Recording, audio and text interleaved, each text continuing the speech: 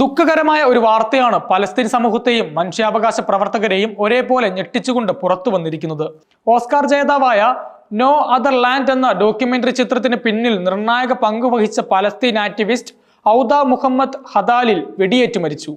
Israel അധിനിവേശ west ബാങ്കിലെ ഹെബ്രോണിന് സമീപമുള്ള അൽ ഖൈർ ഗ്രാമത്തിൽ വെച്ചാണ് അധ്യാപകൻ കൂടിയായ ഹദാലിനെ ഒരു ഇസ്രയേലി കുടിയേറ്റക്കാരൻ വെടിവെച്ച് കൊലപ്പെടുത്തിയതെന്നാണ് അൽ ജസീറയുടെയും മറ്റ് മാധ്യമങ്ങളുടെയും റിപ്പോർട്ടുകൾ വ്യക്തമാക്കുന്നത്.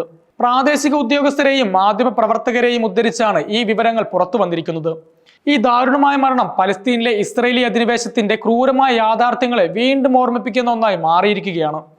തിങ്കളാഴ്ച വൈകുന്നേരമാണ് പലസ്തീൻ അതോറിറ്റിയുടെ വിദ്യാഭ്യാസ മന്ത്രാലയം ഔദ ഹദാലിന്റെ മരണവാർത്ത സോഷ്യൽ മീഡിയയിലൂടെ പുറത്തുവിട്ടത്. കുടിയേറ്റക്കാരുടെ ആക്രമണത്തിനിടെയാണ് അദ്ദേഹം കൊല്ലപ്പെട്ടതെന്നും മന്ത്രാലയം അറിയിച്ചു. ഈ വാർത്ത പിന്നീട് നോ അതർ ലാൻഡ് എന്ന ചിത്രത്തിന്റെ സംവിധായകരായ ഇസ്രയേലി പത്രപ്രവർത്തകൻ യുവൽ എബ്രഹാമും പലസ്തീൻ പത്രപ്രവർത്തകൻ ബാസൽ അദ്രിയും സ്ഥിരീകരിച്ചിരിക്കുകയാണ്.